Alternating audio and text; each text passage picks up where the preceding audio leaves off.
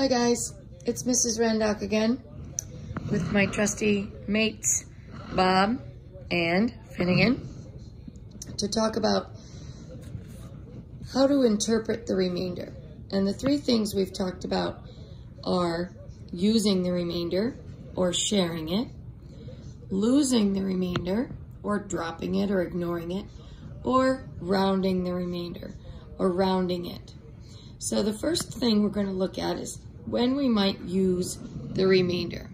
So this problem here helps us see this concept. We've got a zookeeper and he wants to clear 20 feet of new land in 3 days. If he clears the same number of feet each day, how many feet of trail will he need to clear each day? So we are going to divide 20 divided by 3 because we have 20 feet of trail and we need to get it done in 3 days. So how many groups of 3 are in 20? There are 6. And 6 groups of 3 is 18. 20 minus 18 is 2. So we have 2/3 of a foot left over because it's not quite a whole foot, but we have to include it in order for the zookeeper to get all 20 feet cleared. So this is an example of sharing the remainder, writing it as a fraction and including it in the answer. Because if the zookeeper shares or clears 6 2/3 feet each day, then he will end up clearing the whole 20 feet. Another thing that can happen with the remainder is to lose it or drop it. And that means we just simply don't need it. So let's take a look at this example here. The road through the zoo is 23 miles long. Information signs are every 5 miles. How many songs are along the road? Wow, this sounds like a pretty big zoo if it's 23 miles long. And in this case, we're going to take that 23 miles and we're going to divide it by 5 because there's a sign every 5 miles. So how many groups of 5 are in 23? We know the answer is 4 because 4 times 5 is 20. So then we subtract 23 minus 20 and the answer is 3. And so going back to the question, how many signs are along the road? Well, there are 4 signs. Because if we were to write remainder 3 up here, I don't know if anybody is going to post remainder 3 of a sign, or if I wrote it as a fraction, 3/5 of a sign.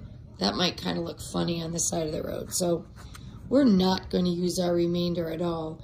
And we know that then there are 4 signs along those 23 miles if they are every 5 miles.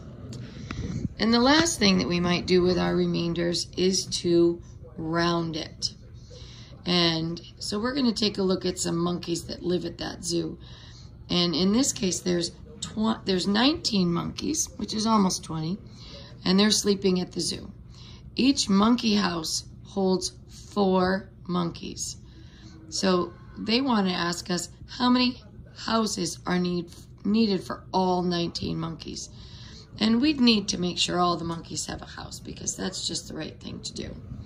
So we're just going to take here and we're going to divide our 19 monkeys and see how many houses will we need if 4 can fit in each. And so I think how many 4s are in 19, and I know there's 4 4s in 19, and 4 4s is 16, and then I subtract 19 minus 16, and then there's 3 left. So I have 4 houses, remainder 3.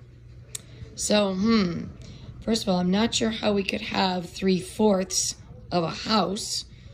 I don't think that sounds like a very good idea. But I know that if I only have 4 houses, then only 16 monkeys are going to have a house. And those other 3 monkeys are going to be really, really sad and they're going to be cold. So we want those monkeys to have a house too. So instead of building 4 houses, we're going to round that up and we're going to build 5 houses because then we'll have enough space for all 19 monkeys and none of them will be left outside. And that's something we do when we want all things to be included or all objects to be included. So, all right, we're going to sign off for tonight. Say bye, Bob. Nope. Say bye, Finnegan. Bye.